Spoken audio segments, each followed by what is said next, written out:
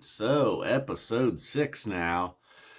And I guess I should say that coming into this with, some new actors coming in, replacing others, we had a huge time, well, I don't know about a huge time jump, but we had what appears to be maybe 10, 15, 20 years. I'm sure someone knows the exact time jump it was.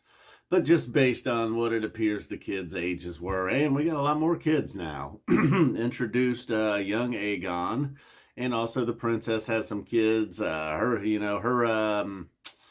relationships, none of the couples seem to be on board here. The king and the queen, Damon and his girl. Damon and his girl. Things really went awry there. But we'll get that towards the end. And, the princess and her man, they had that agreement, but now things are getting a little weird. People are like, your kids are bastards. The tension, everything still seemed to be cool, but the tension's really heating up. And then, and 20 minutes in, you didn't even really notice. Like, I guess it's a sign that the acting and the show itself are just so good that you forget that the people that you got to know through the first 5 weeks, they're just totally gone. They're replaced with new ones, and boom. Same name, all right. It all worked out because, like I'm saying, halfway through, it's like I didn't even notice. I don't even remember what the other princess looked like anymore. We got a new princess, and ooh, that birth scene starting out, oh, that was rough, man. I'm never having a kid, I'll tell you that much. So, like I said, we got in the new Aegon, the young Aegon, is what he was a big part of what got things going. As they said, there was an incident in the yard. And, if you hate Sir Criston like I do, a few weeks ago we didn't even know Sir Criston. Now I hate that guy. But it paid off quickly because he took a real ass whooping. The hand of the king's son. He's the one that's having kids with the princess. So obviously that kicked it up a notch there. There's starting to be rumors, there's whispers, and then like I was saying, just nobody could be on the board. The king's just playing dumb. He's like, come on, man, just let me live out my life. Even, I'm sure there's going to be all hell's going to break loose when I die, but come on, just for now, can we all get along? then the princess is dealing with the after effects of having her baby. There's a few scenes there to remind you that there is a new infant on board in this episode.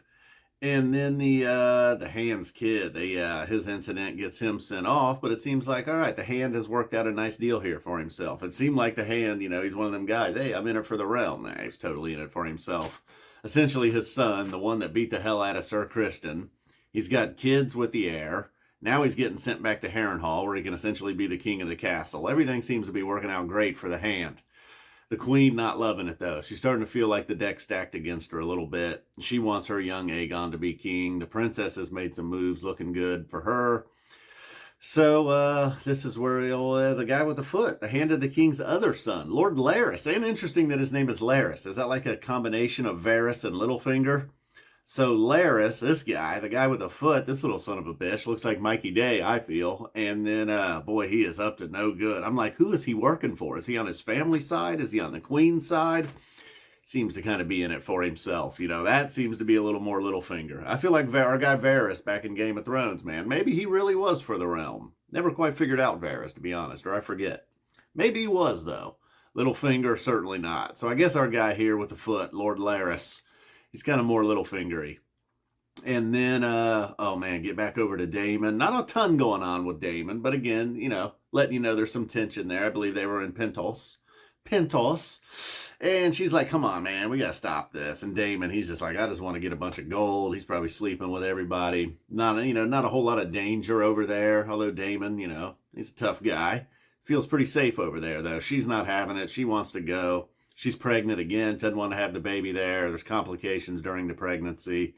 Damon's forced with the decision that his brother, the king, made in the first episode. And I don't know if he was going to make that decision or not, but his princess, his wife, I guess, Lyanna maybe? Lena? I can't, the names are tough, Like one of the Valyrian girls. I believe the little girl that the king was maybe going to marry a long time ago. Well, she's all grown up. Had a bunch of kids with Damon, and dude, she goes out to her dragon, which was enormous, by the way. And just basically suicide by dragon. It's pretty gnarly. The dragon didn't want to do it, but he was like, all right, I get it. They connect. You know how that goes. These Valyrians and Targaryens and then their dragons, somehow they... Hey, look, man, it's a show. That's where the sci-fi fantasy part comes in, all right? Sometimes you think you're just watching like a documentary on the History Channel or something. It seems like something that really could have happened back in the day until people start having telepathy with a dragon. The dragon blows out a big flame, smokes her for sure. And then it did show Damon talking to the girls. Maybe the silver lining for the one girl, she'll get her dragon now. And boy, it's a monster. But boy, this Lord Larys, when they introduced him a few weeks ago, you knew he just had that look to him. It's like, all right. And then he made a few moves last week. It's like, he's dirty. Now, boy, he just upped it. And I was just thinking, boy, this hand is really smooth. His hand has worked out a deal for himself. He's looking like, hey, man, I'm in it. No self-interest here. When really, everything in this game is self-interest. And then his own son trumped him, got him. Boom. Harrenhal. That's part of the legend of Harrenhal, I guess. I remember when Tywin Lannister was there. He didn't like that place. There. I love some of them scenes with Tywin and Arya. The original mountain. All right, so that pretty much does it. The Ham did try to resign. Dumbass king. Man, the king is just like, at this point, come on, dude. The guy sucks. Sir Criston, man, hate him. Glad he took that ass whooping. He took one for the team, though. He's like, all right, if that's what it takes to help out my queen, I'll do it. All right, guys, boom. Thanks for watching. Went a bit long this week. It was one of the better ones. Each week, it just keeps going up and up and up. I like it. And I like the new princess. I liked her. I don't know if I loved, the new Targaryen or Valerian prince. I don't know if I love that guy. I don't know any of their names, neither in real life or the show. But, boom, congratulations, House of Dragon. You pulled it off. Pulled the old switcheroo. And it seems like this, I don't know. Is the king ever going to die? My God. Is that in the finale, I hope? Soon? Enough of that guy. Seriously. Him and his fucking leeches and now his hair and his head. It's disgusting. Enough. Enough with that guy. Boom.